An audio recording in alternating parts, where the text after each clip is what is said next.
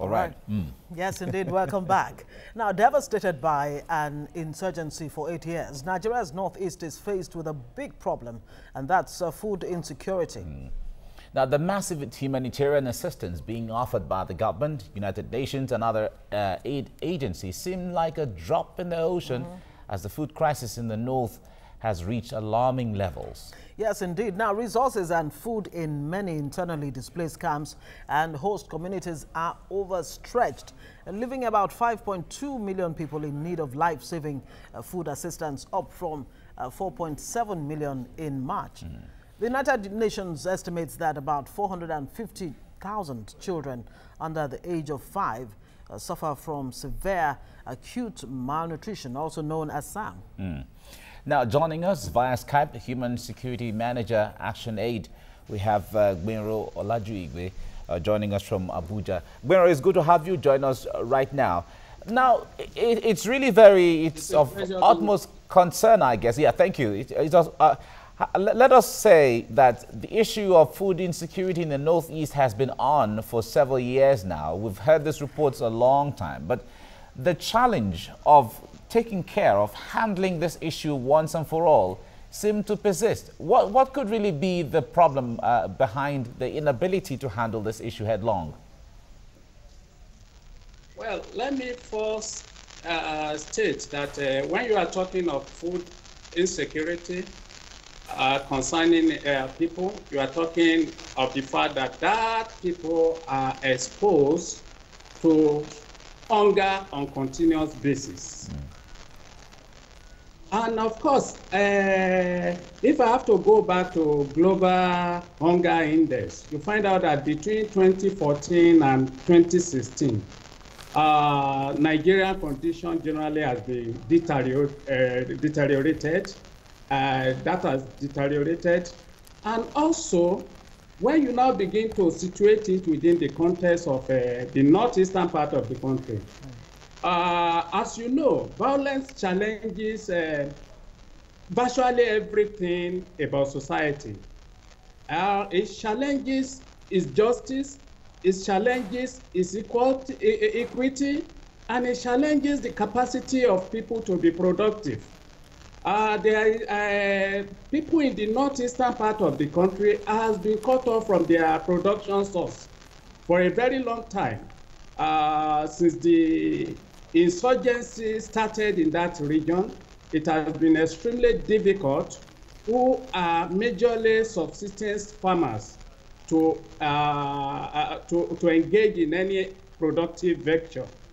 So that accounts for that. And you know, when you are talking of food insecurity, what you are looking at availability of food. In this case, if they have been uprooted from their sources of production, particularly those who engage in subsistence farming, their food is really going to be available. And more so when the market there is not open to external people who ordinarily would have loved to take food items there. And also, another thing you have to look at is accessibility. Accessibility to market. Most markets in the area have been closed. They are not operational. And as a matter of fact, there is virtually little or nothing to sell. And where you have market, people cannot afford anything because they are poor. And the insurgency has increased this vulnerability to poverty. Consequently, affordability is not part of what they are not in the graph of those who can afford food. So all this combined together in diverse permutation to explain food insecurity in the Northeast. And you know that the children depends on their parents. If the parents cannot access food, if they cannot produce food, if food is not available to them, and they cannot afford food, invariably it's going to impact on these children who are mostly displaced with their parents too. Yeah, so that explains the condition of nutrition there. Okay, if I may jump in here, what you've just described obviously shows that we might even have a ticking time bomb on our hands. The Borno State Governor, Governor Shetima, has said that, you know, government actually needs to put in place some proactive measures to mitigate the effects of Boko Haram insurgency in the northeast, especially as it affects food insecurity. What are some of these mitigating factors that you think should be in place to actually minimize the challenge? The most immediate thing that should be done now is that we have been responding to these humanitarian challenges for a long time. It's high time you begin to link these humanitarian challenges to development, in the sense that how do you now restore livelihood activities back to the people? How can they begin to be productive, even if it is not in the area of agriculture, in other areas, so that at least if food is available, they will be able to afford that. So you need to look at the whole gamut of our intervention in the Northeast, why the humanitarian response is going on. Side by side, there must be deliberate effort to engage in development activities, like skill development of the people there. How do you now support them with grants? Because you cannot even talk of loan in this instance now. And how do you encourage research institutions to make available to them siblings that has no long gestation period, that has a very short one.